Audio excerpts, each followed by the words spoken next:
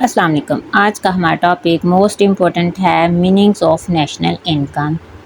In simple words, national income is the total money value of all final goods and services produced in a country during one year. In simple words, national income क्या है कि एक मुल्क में, एक economy में जितनी भी final goods and services produced की जाती हैं स्पेसिफिक पीरियड ऑफ टाइम में, जो कि मोस्टली एक साल का दौरानिया लिया जाता है। ठीक है, एक इकोनॉमी में और एक मुल्क में एक साल के अंदर जितनी भी final goods and services produce होकर तैयार हो जाती हैं, उन सब की मॉनेटरी वैल्यू अगर हम जमा कर लें तो उसको हम बोलते हैं नेशनल इनकम।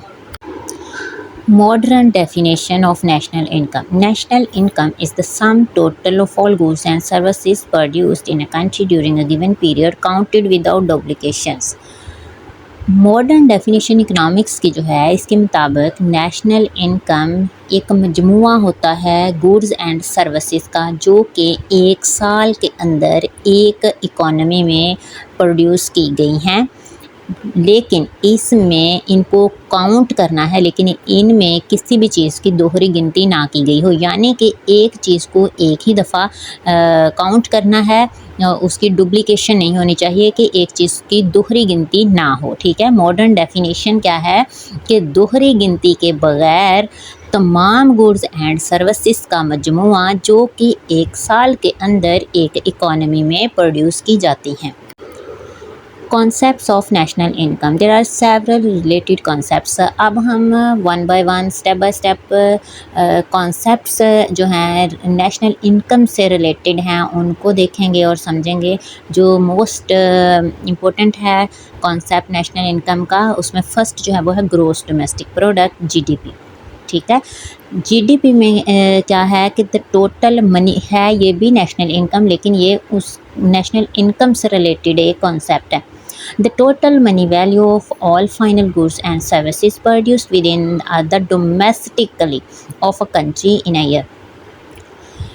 जीडीपी क्या है कि ये मॉनेटरी वैल्यू है of all final goods and services की, जो कि एक कंट्री की बाउंड्रीज़ के अंदर अंदर पैदा की गई हैं, उन सब के मजमूए को हम बोलते हैं ग्रॉस डोमेस्टिक प्रोडक्ट और जीडीपी। यानी कि वो तमाम चीज़ें जो कि एक मुल्क की बाउंड्रीज़ के अंदर अंदर प्रोड्यूस की गई हों, अगर हम उन सब की मॉनेटरी वैल्यू को जमा कर लें तो उसको कहते हैं ग्रॉस डोमेस्टिक प्रोडक्ट या फिर जीडीपी।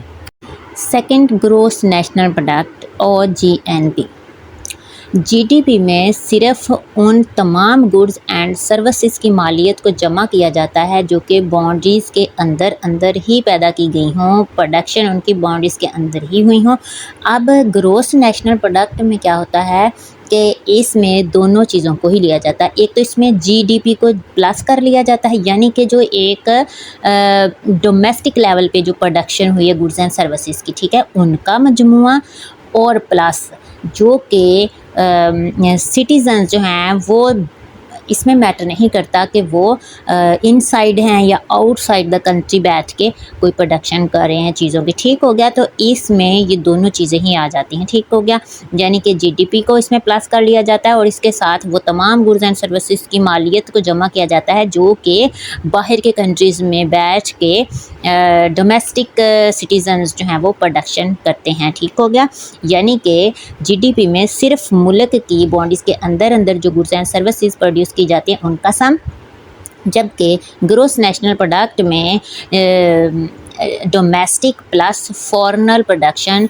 By the citizens. ठीक हो गया, इसमें ये मैटर नहीं करता कि इनसाइड हैं या आउटसाइड हैं, बाउंड्रीज़ के एक मुल्क के अंदर प्रोडक्शन हुई है या मुल्क के बाहर। अब मैटर ये करता है कि अगर पाकिस्तान की अगर हम बात करें तो पाकिस्तान की जो पाकिस्तानी सिटीज़न्स हैं, ठीक है, जो मुल्क के अंदर प्रोडक्शन कर रहे हैं वो सब की सब जमा होगी, और इसके साथ अगर Pakistani out of the country बैठ के कोई अपना बिजनेस स्टार्ट कर रहे हैं तो वो जितनी भी गुड्स एंड सर्विसेज प्रोड्यूस करेंगे वो भी काउंट होगी जीएनपी में। ठीक हो गया। Third concept of national income, net national product. ठीक हो गया। नेट नेशनल प्रोडक्ट क्या है कि इसमें net national product is equal to GNP, यानी कि नेट नेशनल प्रोडक्ट में हम जीएनपी को जमा कर लेते हैं और उसमें से माइनस कर देते हैं डेप्रिसिएशन। यहाँ पर डेप्रिसिएशन का मतलब क्या है?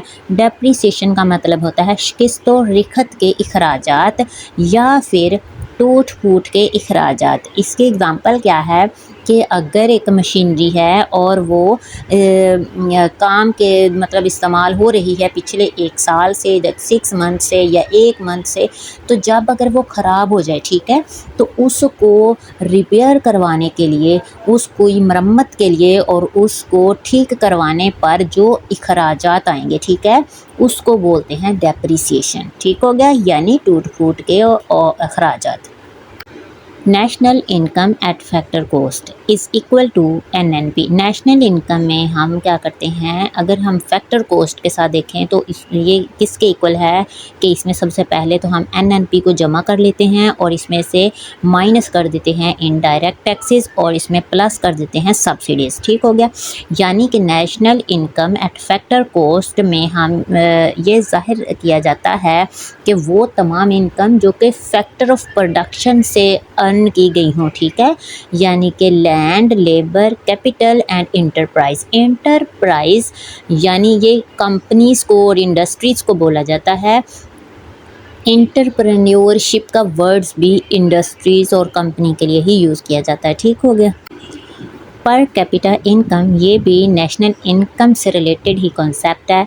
पर capita income is equal to national income divided by total population. अगर हम नेशनल इनकम को डिवाइड कर दें टोटल पॉपुलेशन से तो हमें पर कैपिटा इनकम की अमाउंट हासिल हो जाएगी, जिसको हम एवरेज इनकम पर पर्सन भी कहते हैं।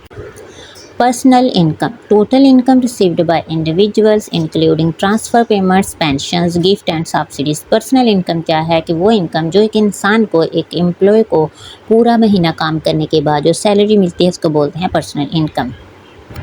Disposable income, disposable income is equal to personal income minus direct taxes. अगर पर्सनल इनकम में से डायरेक्ट टैक्सेस को माइनस कर दिया जाए तो बाकी जो अमाउंट बचेगी उसको बोलते हैं disposable income. The income people actually spend, ये वो इनकम होती है जिसको अब पीपल एक्चुअली में स्पेंड कर सकते हैं। आई होप सो आज की क्लास आपके लिए काफ़ी इन्फॉर्मेटिव रहेगी। फ्रेंड्स, वीडियो अच्छी लगे तो लाइक कीजिएगा, चैनल को सब्सक्राइब जरूर कीजिएगा, अपने दोस्तों के साथ शेयर कीजिए। नेक्स्ट वीडियो किस टॉपिक पर होनी चाहिए आप कमेंट करके ज़रूर बताइएगा। मिलते हैं किसी और इंटरेस्टिंग टॉपिक से नेक्स्ट वीडियो में, तब तक के लिए दुआ में याद रखिएगा। अल्लाह हाफिज़।